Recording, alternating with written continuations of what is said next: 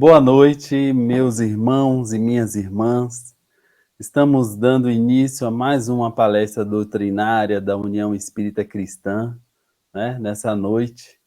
E o tema proposto é automotivação.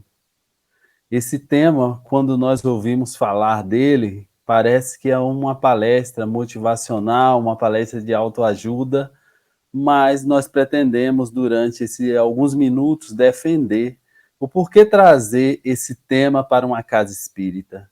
Porque a automotivação pode ser um grande auxiliar para nos conduzir aos nossos objetivos em uma vida onde nós vamos ter um pouco mais de felicidade. Não é? Nós sabemos que em um planeta de prova e expiação, a gente não vai conseguir, por enquanto, né, enquanto estivermos nesse estágio, alcançar a felicidade, mas nós podemos sim trazer um pouco mais de satisfação, um pouco mais de brilho, de beleza para a nossa reencarnação, sim. E a automotivação é muito importante para isso. Nós vamos começar falando sobre os desafios que nós temos para nos automotivar, né? Basicamente, são dois grandes desafios que nós temos. Nós podemos começar com um deles, que nós vamos dar uma pista, falando simplesmente dos nossos objetivos durante os dias da semana. Então, a gente começa a segunda-feira planejando que nós vamos nos tornar pessoas melhores. A gente acorda na segunda-feira de manhã e começa a lembrar de alguns acontecimentos do final de semana e a gente pensa assim: eu vou, a partir dessa segunda-feira, eu tomei a decisão em minha vida e eu vou me tornar um espírito melhor. Agora eu vou trabalhar para daqui a algum tempo eu me tornar um espírito superior, igual a Emmanuel, Allan Kardec, Bezerra de Menezes e vários outros que nós admiramos tanto o seu trabalho no movimento espírita, ou até mesmo fora do movimento espírita. Temos vários ícones que nós gostamos da história e que nós podemos usar como modelos. E a segunda-feira a gente começa nessa pegada, a vontade é de nos tornar um espírito melhor. Passa-se a segunda-feira, e na terça-feira a gente percebe que o nosso carro não está um carro muito bom, ele já tem 2 anos de uso e a gente pensa assim mesmo: olha, eu vou trabalhar, eu vou reunir, melhor dizendo, as minhas forças para trocar esse carro. Na quarta-feira, a gente tem a impressão que a nossa casa não é aquela casa ideal que a gente merece, né? O nosso apartamento é muito pequeno, um apartamento de 2 quartos para morar 4, 5 pessoas, e a gente diz: agora eu vou trabalhar, eu vou mentalizar que eu vou trocar de apartamento, de casa, eu vou para um apartamento agora de 3 quartos, de 4 quartos, ou eu vou partir para morar numa casa maior. Na quinta-feira, a gente acorda com o sentimento de que o nosso trabalho não nos reconhece como a gente gostaria, o nosso salário não é alto o suficiente, o nosso chefe não é aquela pessoa legal que a gente gostaria de ter como chefe, ou então a gente pensa que deveria estar no lugar dele, e aí a gente passa a quinta-feira com esse pensamento: agora o meu objetivo é conseguir um novo emprego. Na sexta-feira, não é dia de pensar muito em objetivos, não é dia de mentalizar coisas muito sérias, porque é sextou, é o dia da gente relaxar, é o dia da gente pensar, não é? É não pensar em coisas muito complexas. E aí a gente passa a sexta-feira sem pensar em nenhum desses outros objetivos que a gente pensou até então. O sábado é um dia de ver coisas, né, do dia a dia, matar algumas pendências, e o domingo é o dia do descanso. É um dia que a gente para organizar as ideias. Algumas pessoas têm ressacas físicas, outras têm ressacas morais. E aí o dia de domingo é um dia de reflexão. Geralmente, entre as 6 horas da tarde de domingo e 8 horas da noite de domingo, né? 6 da noite, 8 da noite, é o horário onde nós temos a maior condensação de energias pesadas, energias inferiores no planeta Terra. Por que isso acontece? Os espíritos dizem. Geralmente, quando está terminando o dia de domingo, nós encarnados começamos a refletir sobre o início da semana. E aí a gente vai ter que encarar aquele emprego que a gente não gosta tanto, aquele chefe que a gente não ama, aquele professor da faculdade que nos cobra muito, a gente vai lembrar que não conseguiu fazer o trabalho da faculdade ou não conseguiu terminar o trabalho e a gente vai ter que encarar isso. A gente começa a lembrar que nós comemos muito no final de semana e a gente está acima do peso, e aí talvez segunda-feira a gente tenha programado que ia começar aquela academia, e aquela academia nunca acontece, nunca começa, parece que a academia anda, porque ontem ela era 1 quilômetro daqui de casa, e hoje ela parece que está a 10 quilômetros, e a gente não vai andar 10 quilômetros para entrar na academia, e aí dá aquela preguiça. Enfim, domingo à noite é o dia onde nós levamos o nosso padrão de pensamento e vibração lá para baixo. E aí bate aquela angústia, aquela ansiedade, em algumas pessoas até mesmo a depressão, porque a pessoa começou a refletir sobre a vida no meio dessa turbulência, dessas emoções, na maioria das vezes que não são boas. São raríssimas as pessoas que chegam um domingo à noite, que estão com alto astral e pensam assim: amanhã eu vou começar mais uma semana maravilhosa. Isso é raro de acontecer. E aí, e então, até agora, a gente já tem uma pista do qual é o maior desafio, o primeiro desafio da automotivação. Né? Se alguém adivinhar, ganha uma caixa de bombom pela internet. Eu mando uma imagem, um GIF animado, e você abre a sua caixa de bombom virtual. Mas a pista foi dada. Qual é o principal, o primeiro, melhor dizendo, desafio para se automotivar? E não se preocupem que nós vamos chegar nas bases espíritas disso tudo. Qual o primeiro desafio para se automotivar? É segunda-feira ter um objetivo, na terça-feira ter um outro objetivo, na quarta-feira ter um outro objetivo, na quinta-feira ter um objetivo, sexta não é dia de objetivo, sábado é dia de ressaca física ou moral, e domingo é o dia de pensar sobre isso tudo e sentir que as coisas não estão acontecendo na nossa vida. Ou seja, o primeiro desafio é exatamente não saber o que nós queremos.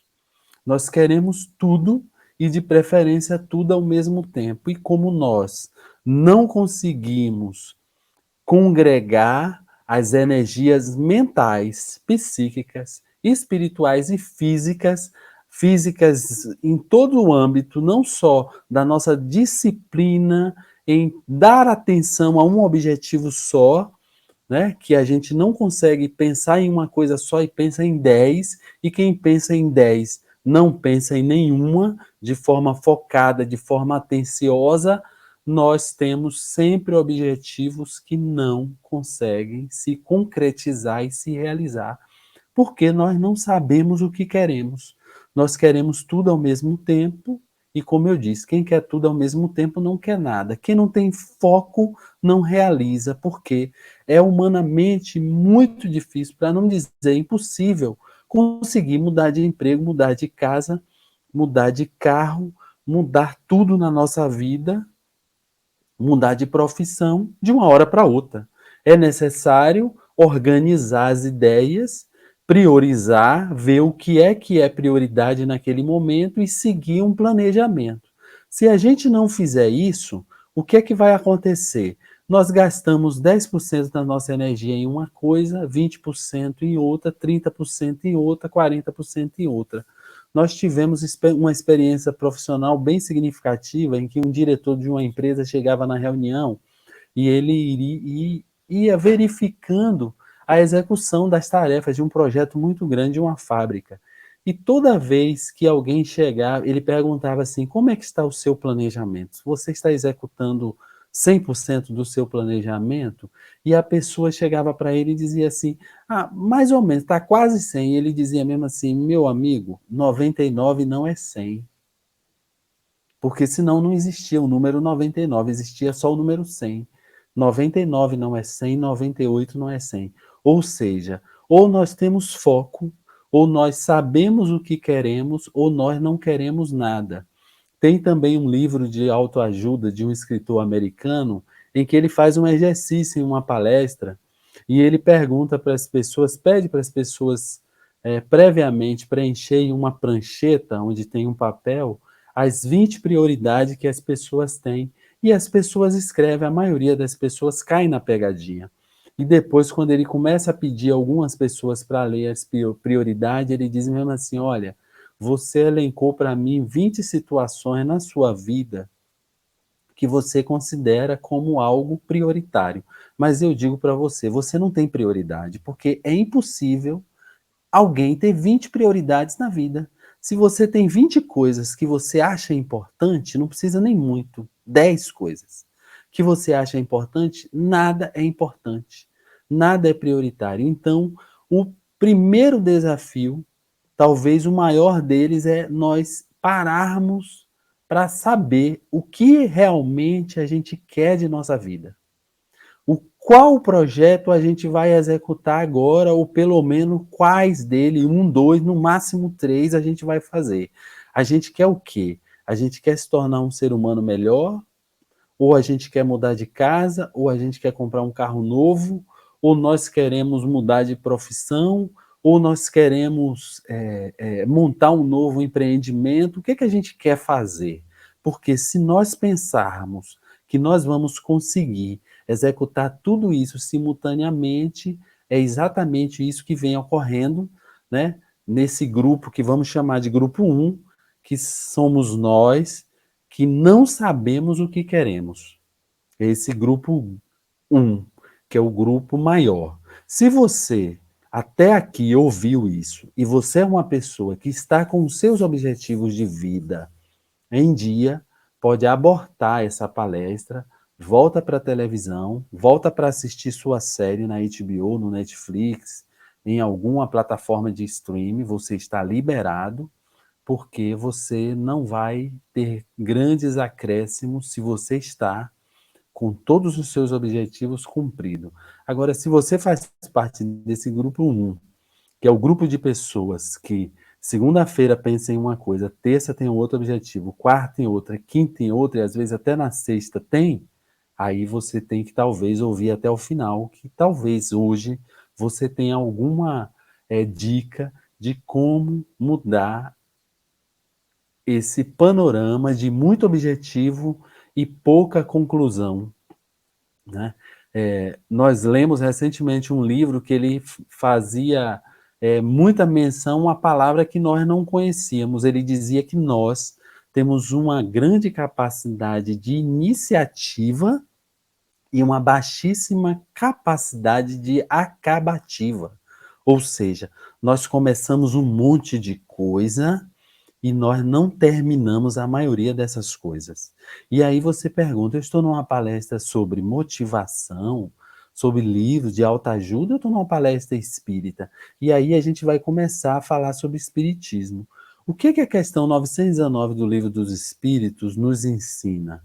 Não é? Aquela introdução, e depois Santo Agostinho vai e fala a si mesmo: é importantíssimo, é necessário o autoconhecimento.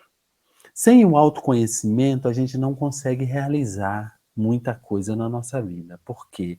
Se a gente não sabe o que a gente tem aptidão, o que nos faz feliz, qual o nosso objetivo de vida, o que a gente pretende realizar nessa reencarnação, nessa encarnação, nesse momento, nessa nova existência, a gente não vai conseguir congregar as nossas forças espirituais e materiais para chegar a esse objetivo. E aí nós vamos ser exatamente esse exército de pessoas que hoje estão encarnadas e que nós, muitas vezes, ao conversarmos com ela, e nós mesmos, muitas vezes, estamos nessa condição, a gente fica pensando assim: eu tinha tanta vontade de conversar com meu mentor, porque aí a gente pergunta: "Por que você gostaria de conversar com seu mentor?". "Ah, para ele me dar uma pista, para ele me dizer mais ou menos o que é que eu vim fazer aqui, porque até agora eu não me achei.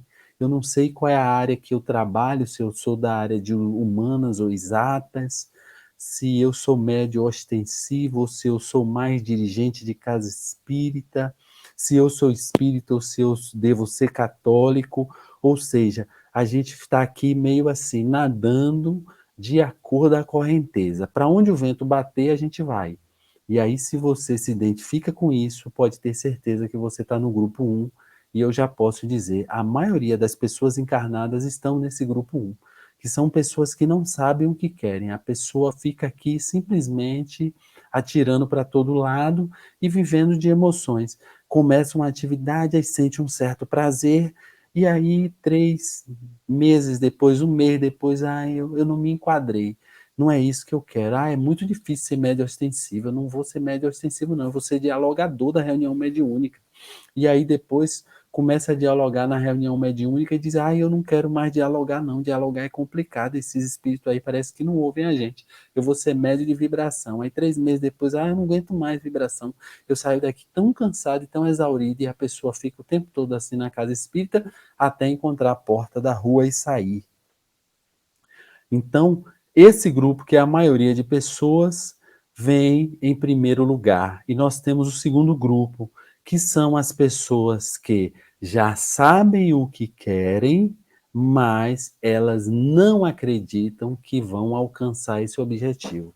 Que é um grupo menor, pelo menos já sabe o que quer, mas tem um problema de confiança, de fé em si mesmo. Geralmente, esse grupo 2 tem pessoas que estão com uma dificuldade de autoestima. E aí nós evocamos a parte do Evangelho segundo o Espiritismo que fala sobre fé e esperança. Porque o grupo 2 está exatamente encontrando dificuldade nisso aí, devido a uma deficiência de auto-amor, devido a uma deficiência de fé e esperança em si mesmo, primeiramente, para depois confiar no mundo, porque é impossível confiar no mundo sem confiar em si mesmo. Joana de Ângeles diz isso. A gente não vai conseguir alcançar esse objetivo que a gente já sabe. Em algum momento dessa vida, as pessoas que estão no grupo 2, ela fez algo que ela disse assim: nossa, eu me identifico com isso aí, que coisa boa, parece que o tempo não passa. Quando eu estou dando aula, parece que o tempo não passa. Quando eu estou fazendo palestra, quando eu estou na minha atividade profissional como médico, enfermeira, advogado, quando eu estou trabalhando numa atividade assistencial, num centro espírita, numa igreja, num orfanato, num asilo, eu me achei naquela atividade. Mas a pessoa começa e não consegue engrenar, porque ela diz assim: eu tinha tanta vontade de montar, de formar um grupo de pessoas e fundar um asilo, de fundar um centro espírita, de fundar uma creche para ajudar pessoas, um projeto de sopa para assistir pessoas na rua, mas ao começarem as dificuldades, aquele entusiasmo fica mais parecido com empolgação, que é bem efêmera, começa de manhã e de tarde já terminou e a pessoa desiste. E aí é que está o grande desafio desse segundo grupo, está na fé em si mesmo. E geralmente o segundo grupo cai em uma definição que a psicologia, a psiquiatria hoje já fala muito bem, chamada de crença limitante. O que são crenças limitantes? São conhecimentos e valores que a pessoa absorve nesta reencarnação, geralmente quando é na própria reencarnação, na atual reencarnação é no período de infância, devido a valores que ouvem dos pais, dos amigos, dos colegas, dos pais, de algum trauma, de alguma situação que ocorreu, que gravou na memória emocional da pessoa, ela coloca aquele valor na cabeça e aí isso se torna uma crença limitante. Ou então, não é? como nós somos espírita, nós acreditamos. Muitos de nós nascemos também com crenças limitantes, que são as mesmas experiências que nós podemos ter passado na nossa infância, só que ocorreu em uma reencarnação interior. Ou seja, se no passado eu me afoguei por estava em um navio e me afoguei, ou eu posso, durante um banho de mar, ter me afogado, eu nasço com esse trauma e aí eu fico com medo de fazer aula de natação. E esse medo me diz assim, eu digo, eu gosto muito de mar, eu gosto muito de piscina, mas eu tenho medo. O que vem depois do mais ou do porquê é sempre uma crença limitante, é sempre algo que a gente usa como justificativa para não fazer aquilo que a gente sabe que gosta e aquilo que a gente acredita e tem um sentimento muito forte de que vai nos fazer bem. Então a gente vê exemplos, por exemplo, de crenças limitantes na idade. A pessoa diz mesmo assim: ah, eu tinha tanta vontade de ter um determinado negócio, de empreender, de fazer um empreendimento, mas já sou muito velho. Ah, eu tenho muita vontade de trabalhar no centro espírita. Ah, mas eu não vou conseguir mais ser médios porque eu sou muito velho. Eu já passei do tempo, né? Não está mais na minha fase, não é o momento mais de pensar nisso. Na próxima reencarnação eu faço. E aí a pessoa tem várias crenças limitantes baseadas na idade. Só que aí a gente tem que aprender a técnica. Toda crença limitante pode ser derrubada por um exemplo de estatística. Você tem que procurar para derrubar uma crença limitante a estatística, a informação de que se alguém já conseguiu fazer algo, mesmo tendo aquela situação que você considera uma crença limitante, é porque você também pode fazer. Ou seja, se alguém já fez um empreendimento depois dos 50 anos e se deu bem, teve sucesso, é porque você também pode fazer. Alguém diz assim: ah, eu tinha muita vontade de ter uma empresa, de ter um negócio, mas eu já tenho 50 anos, eu vou ficar quieto com a minha aposentadoria aqui, mesmo passando dificuldade financeira, eu vou ficar aqui, porque com 50 anos eu não vou conseguir mais ter sucesso, porque eu tenho 50 anos, crença limitante na idade. E aí a pessoa deve perguntar: alguém após 50 anos já conseguiu ter êxito em um negócio? E aí a gente tem que buscar na estatística. Eu me lembro, por exemplo, do caso de um senhor americano, dono da franquia, dono da rede de franquias mundial, abriu até uma em Vila Velha agora esses dias, chamada KFC, que eles vendem vários tipos, né, de frangos fritos com vários tipos de molhos e acompanhamentos. Aos 72 anos, esse senhor montou essa franquia após várias tentativas de negócios que não conseguiram ter êxito. Esse foi o primeiro negócio que teve êxito aos 72 anos e ele hoje é um bilionário americano. Então, eu consigo empreender um negócio, mesmo tendo 50 anos, é claro que consegue. Eu fui nesse exemplo lá fora de um caso mega, de um caso bem significativo, expressivo, melhor dizendo, mas existem inúmeras pessoas que, após se aposentarem, se encontram em empreendimento. Então, não é motivo de nós usarmos o argumento da idade. Alguém, ou nós mesmos, vimos alguma situação de que ficou gravado no nosso subconsciente, ou às vezes até no consciente, a ideia de que uma pessoa, após uma determinada idade, não pode ter êxito em uma coisa, não pode realizar. E aí nós temos crenças limitantes na idade também para a religião. A pessoa diz mesmo assim: olha, eu nunca mais tive, eu não tenho jeito.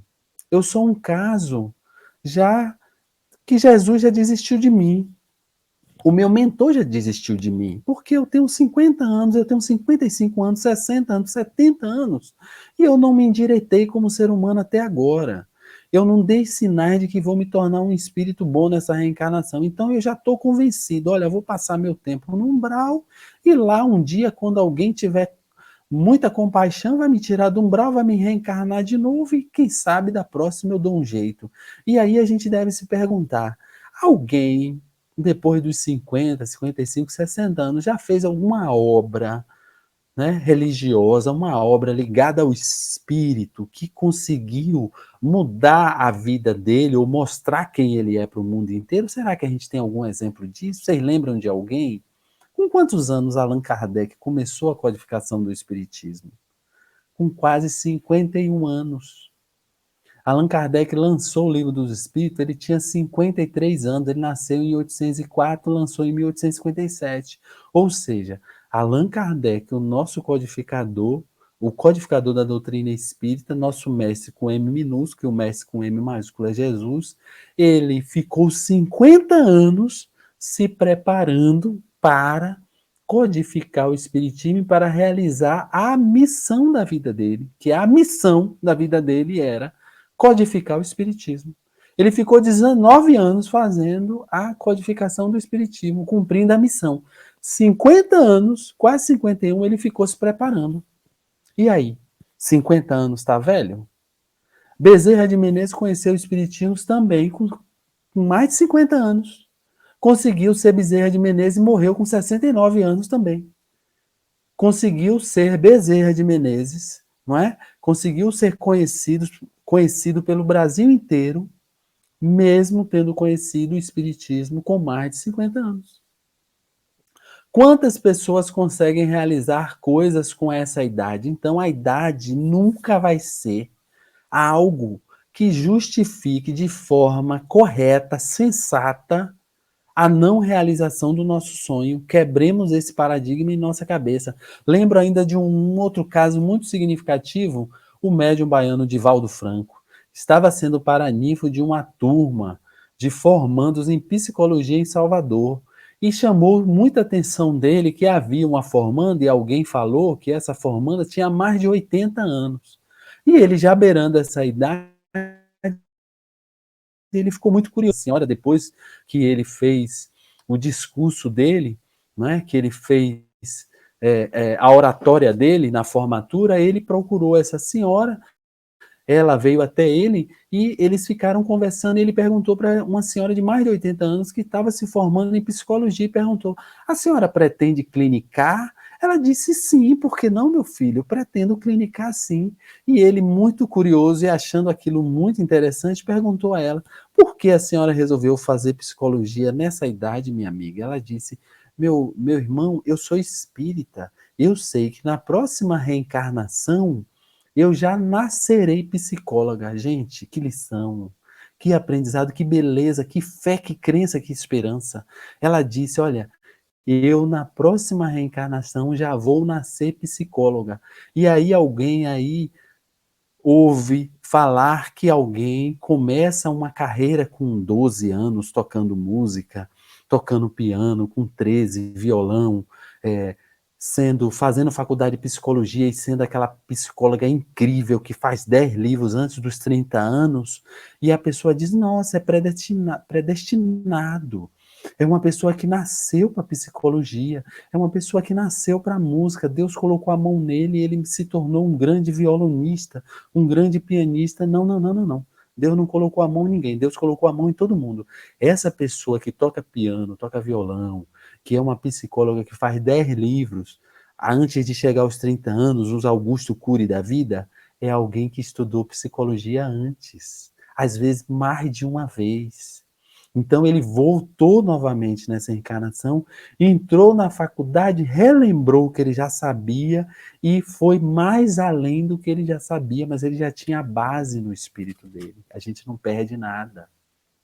Então, idade não justifica não realizar. Até o último suspiro de vida, nós podemos realizar alguma coisa. Outra crença limitante que o segundo grupo adora: recursos. Ah, eu não tenho recursos. Se eu tivesse dinheiro, eu ia montar 10 centros espírita, 5 orfanatos, 30 asilos, que eu ia ajudar a humanidade tudo. Eu não faço porque eu não ganho na Mega Sena, eu não tenho dinheiro. E aí a gente deve se perguntar: com quanto foi que Silvio Santos começou a fortuna dele? Com quanto foi que aquela grande amiga de Chico montou o Hospital do Fogo Selvagem lá em Uberaba? Com quanto foi que Chico começou a obra de 450 e tantos livros e doou milhões de reais que ele recebia direitos autorais do livro e de doações de pessoas? Como foi que ele ajudou tantos hospitais? Os primeiros parques gráficos de grandes produções que a Federação Espírita Brasileira comprou foram pagos com dinheiro doados por Francisco Cândido Xavier.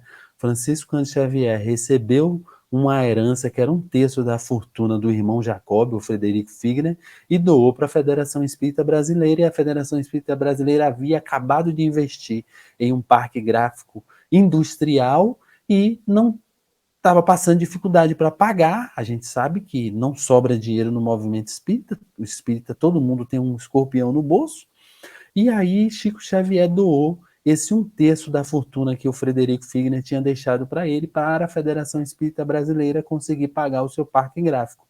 Então, dinheiro não é justificativa para a gente nem mesmo começar um empreendimento, que nós temos vários exemplos de pessoas que construíram patrimônios materiais, financeiros, sem ter dinheiro, e nós temos pessoas que conseguiram criar obras assistenciais ligadas à religião ou não, sem também ter dinheiro. Hoje, um dos maiores hospitais, Santa Casa da Misericórdia, que tem no Brasil inteiro, é a que foi fundada pela Irmã Dulce, em Salvador, e a Irmã Dulce começou pedindo, né, na extinta, ou melhor, em uma rádio que até hoje existe em Salvador, chamado Rádio e TV Itapuã. Eu assisti a Irmã Dulce ir para a televisão e ir para o rádio pedir doação de blocos e de cimento para começar o hospital e as obras assistenciais da Irmã Dulce, sem ter R$ 1.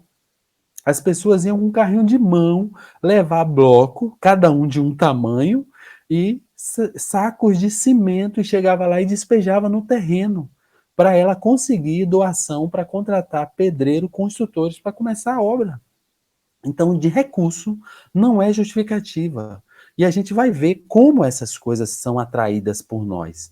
Saúde, a pessoa diz assim: ah, eu queria tanto participar dos eventos no movimento espírita, na igreja, me doar para as atividades espíritas, mas eu fico doente, eu não consigo, eu tenho muita doença, eu sou uma pessoa que eu não tenho condições de ir, se eu tivesse eu ia. Gente, lógico que nós sabemos que tem pessoas que não conseguem realmente ir, mas às vezes a pessoa tem uma diabetes, uma hipertensão, eu posso falar isso porque sou hipertenso também já, e nós temos pessoas com doenças que as pessoas conseguem viver. Minha avó, desde os 40 anos, quase 50, cardíaca, morreu aos 92 anos, extremamente operante, extremamente ativa, e nós temos vários exemplos aqui no Movimento Espírita Capixaba. O Alcino já passou dos 80, o Geraldo já está quase chegando aos 80. Nós temos de várias outras casas espíritas, pessoas que já chegaram e já passaram dos 80 anos, atuando, trabalhando. Aí a pessoa diz assim: ah, eu estou tão cansado, eu não aguento. Ficou durante 50, 60 anos lutando na vida profissional para se aposentar, dizendo que depois de se aposentar se ia se doar para o bem, para o espírito dela, e aí depois se aposentou, ficou cansado ou ficou doente. E aí a gente deve lembrar, Jerônimo Mendonça. Alguém conhece a história do Jerônimo Mendonça, aquele mineiro? Tem um livro clássico dele chamado Jerônimo Mendonça, O Gigante Deitado, porque ele era muito alto. E participando, nas primeiras vezes que ele foi em uma reunião, numa casa espírita, no meio de uma palestra, um médium deu uma comunicação para ele e disse assim: meu filho, você vai passar por um grande desafio nessa sua reencarnação. Você vai ter uma dificuldade, mas você vai se tornar um gigante. E aí ele ouviu aquilo, não entendia nada, era um atleta, tinha todos os movimentos. A partir dali ele desenvolveu uma paralisia e ficou tetraplégico. O Jerônimo Mendonça rodava Minas Gerais, Rio de Janeiro, Espírito Santo, fazendo palestra numa maca onde só o pescoço dele para cima movimentava. Ele usava um microfone e eu já vi pessoas que receberam ele aqui no Espírito Santo para ele dar palestra, em que as pessoas andavam com ele, colocavam ele dentro do carro, ele numa maca, e ele chegava num local, ligava o microfone e ele fazia a palestra deitado. Quem nunca ouviu essa história, leia o livro. Jerônimo Mendonça, o gigante deitado.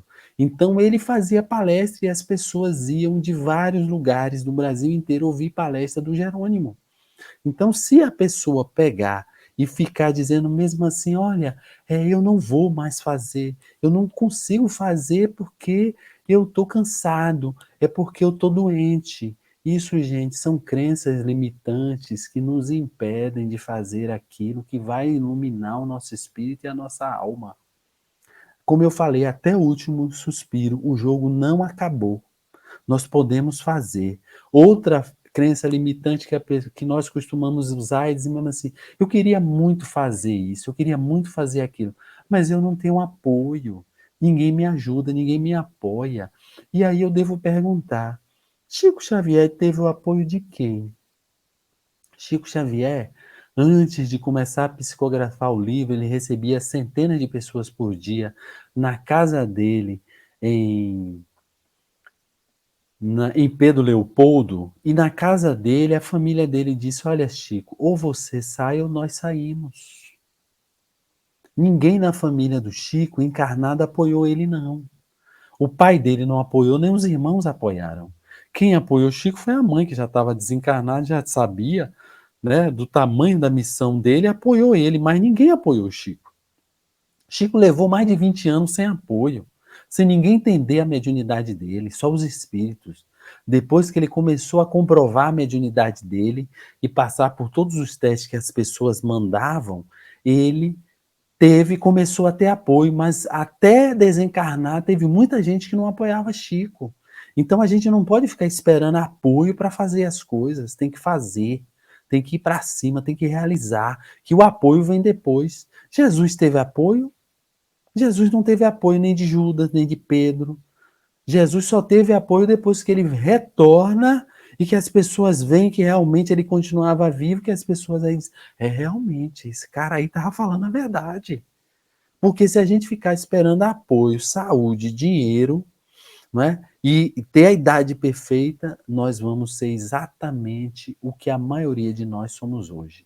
Pessoas cheias de vontade, sem nenhum patrimônio, principalmente patrimônio espiritual. Se a gente não partir para vencer, para correr atrás, a gente não consegue. Não vai.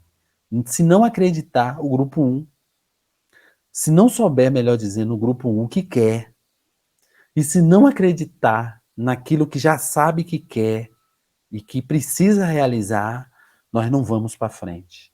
Então, para nos automotivar, primeira coisa, objetivo claro. O que é que eu quero na minha vida profissional, na minha vida emocional, na minha vida pessoal, na minha vida religiosa, espiritual? O que é que eu quero fazer? O que é que eu sinto? O que é que a minha memória emocional diz assim? Eu nasci para fazer isso.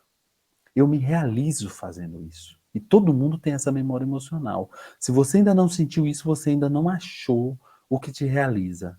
Ou então o segundo grupo, que já sabe, já sentiu isso, mas está com medo, estou com medinho, eu não vou conseguir, porque eu não tenho dinheiro, não tenho apoio, ninguém acredita em mim, eu também não acredito, não é?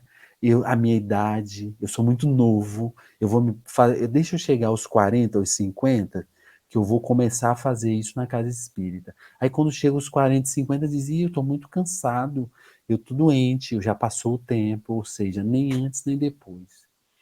E aí a gente vê tantas histórias de pessoas que conseguem. E como essas pessoas conseguem isso? Como partir? Já estou no grupo 1 e no grupo 2, já me identifiquei, eu estou nos dois ou estou em um dos dois?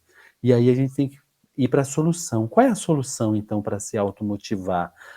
Descobrindo o que a gente quer, ou já descobrindo o que a gente quer, como a gente confiar em nós e quebrar essas crenças limitantes? Há uma história de um médico australiano que ele conta, um médico, um cirurgião, um plástico.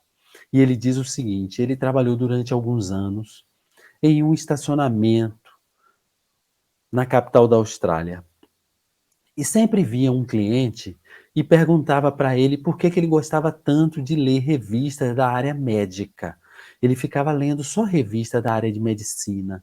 Ele procurava em consultórios odontológicos, consultórios médicos, pegava as revistas da área de medicina e ficava lendo. E durante meses, um dos clientes do estacionamento que ele cuidava, lavava os carros, tomava conta da segurança, cobrava, perguntou para ele: "Por que você só fica lendo?"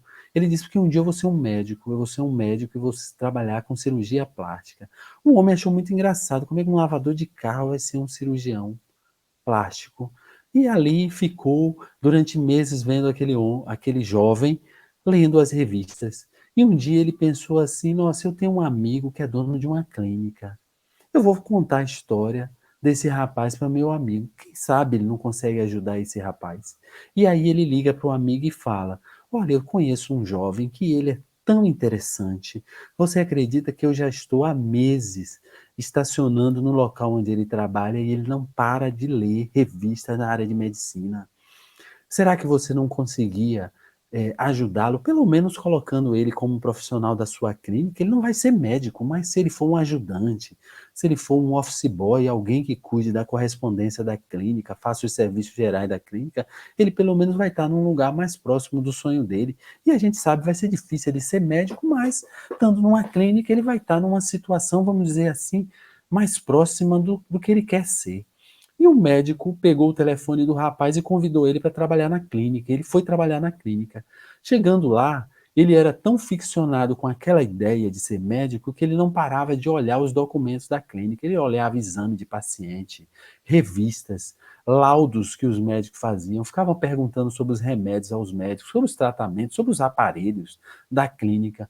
Passado alguns meses, e os médicos ficaram tão encantados com a postura dele, com a paixão dele pela medicina, que perguntaram para ele: "Olha, qual sua escolaridade?" Ele disse: "Falta alguns anos, algum 2 anos para terminar o meu segundo grau", o equivalente na Austrália ao segundo grau que tem aqui no Brasil. E os médicos sugeriram a ele: "Olha, se você quiser estudar, nós vamos te ajudar. E você pode estudar à noite e trabalhar aqui na clínica de dia." E ele aceitou o convite, concluiu o segundo grau e continuou com aquela mesma vontade, aquele mesmo interesse, aquela mesma curiosidade da área de medicina.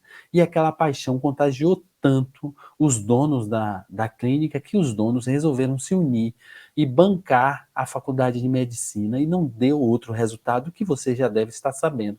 Ele se formou na área de medicina, mas o mais importante dessa história não é isso.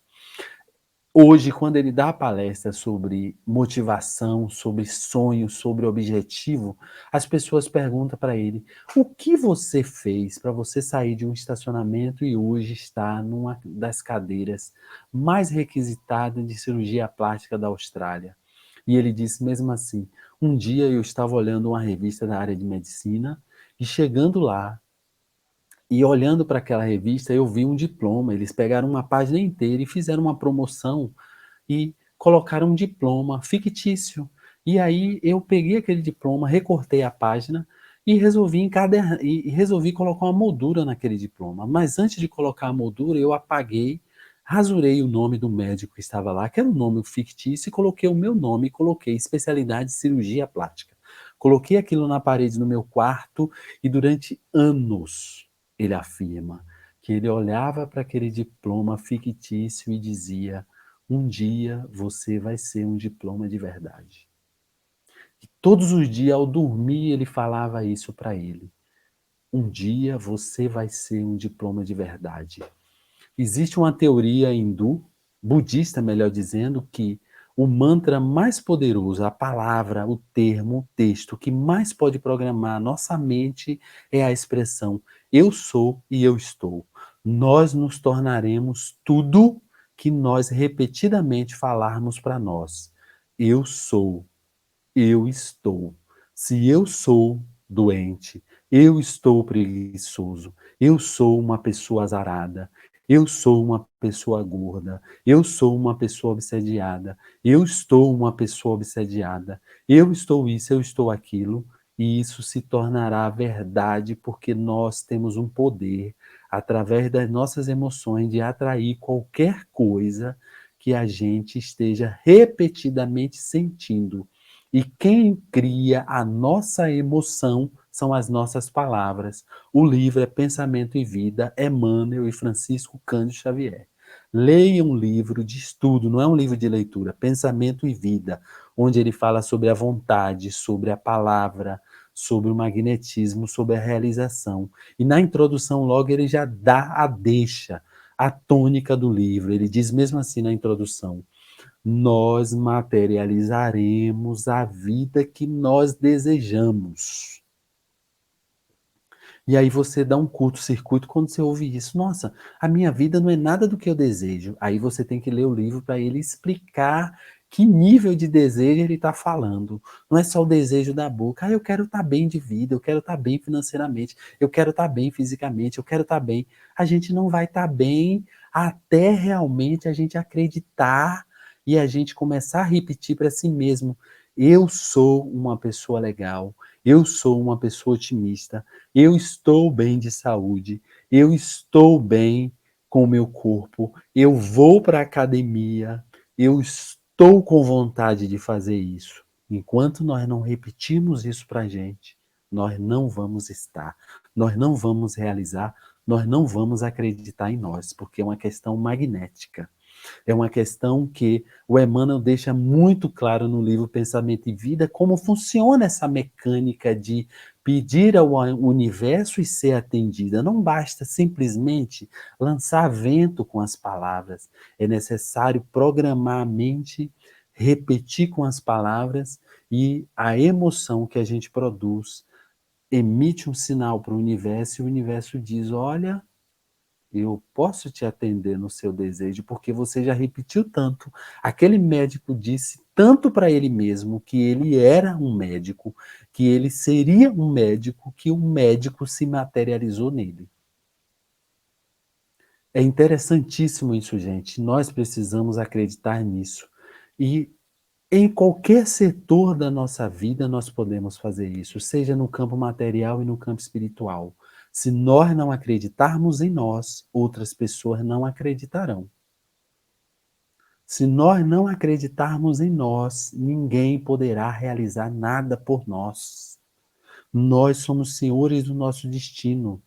Me lembro aqui, para a gente finalizar, uma história belíssima de uma cantora que escreveu um livro, Cantando para Não Enlouquecer, em que ela diz o seguinte: aos 13 anos de idade, ela desceu o morro do Rio de Janeiro para cantar num programa de auditório em que o anfitrião, o apresentador, era Ari Barroso, muito famoso na época, na década de 40, 50 do século passado, era a era do rádio no Brasil. E aí, Ari Barroso tocava no piano enquanto os calouros se apresentavam. E ela desceu do morro usando um vestido de uma vizinha emprestada, o cabelo preso com duas presilhas, o cabelo crespo, ficava com o cabelo para o lado, dividido ao meio, e ela, com 13 anos de idade, pesando aproximadamente 35 quilos, entra no auditório repleto com 1.000 pessoas e as pessoas se levantam para receber os calouros e o auditório em peso ria da menina, não sorria, ria dela. E aí, Ari Barroso, em pé ao lado do piano, pergunta: quem é você? Ela diz: meu nome é Elza Gomes do Nascimento. E ele perguntou: o que você veio fazer aqui? Ela disse: eu vim cantar. Oh, programa de auditório, eu vim fazer o quê aqui? Eu vim cantar. E ele ficava surpreso com a petulância, com a energia daquela menina, e ele perguntou para ela: minha filha, quem disse a você que você sabe cantar? Ela disse: eu, eu que digo para mim mesmo, eu canto. E ele: de que planeta você veio? E ela pergunta: seu Ari? E ela responde: seu Ari, eu vim do mesmo planeta que o senhor, eu vim do planeta Fome. Ari Barroso, anos depois, comentou que naquele momento ele perdeu todo o seu rebolado, toda a sua graça, porque ele lembrou que antes dele ser uma pessoa famosa e ter ganhado dinheiro e depois de ter composto a Aquarela do Brasil, ele tinha passado fome na idade daquela menina. Ela tinha 13 anos, deixou um filho em casa, sendo cuidado pela vizinha. O filho estava doente e com fome, e ela precisava conseguir algum dinheiro para comprar comida e remédio para o seu filho. Ari Barroso sentou no piano, começou a dedilhar as notas da música que ela ia cantar e ela cantou. Quando ela terminou de cantar, o auditório novamente estava em peso, em pé, aplaudindo. E Ari Barroso levantou, abraçou a menina e disse: Nesta noite nasce uma estrela. Neste dia nasceu a cantora Elza Soares. E ela escreveu essa história no livro Cantando para Não Enlouquecer, onde ela conta a trajetória dela até chegar ao auge, à fortuna, à fama. Ou seja, não importa qual empecilho você tenha em sua vida, acredite em você. Deus nos destinou o mesmo caminho que Jesus trilhou. Lembremos, questão 115 no Livro dos Espíritos, do átomo ao arcanjo. Um dia nós vamos chegar lá. E esse dia estará cada vez mais perto na medida que nós acreditarmos nisso. A diferença entre nós e quem realiza é a vontade. Um abraço fraterno a todos vocês e que Deus nos inspire sempre para que nós nos tornemos cada vez mais motivados, porque nós podemos fazer tudo que nós acreditarmos que podemos. Um abraço a todos.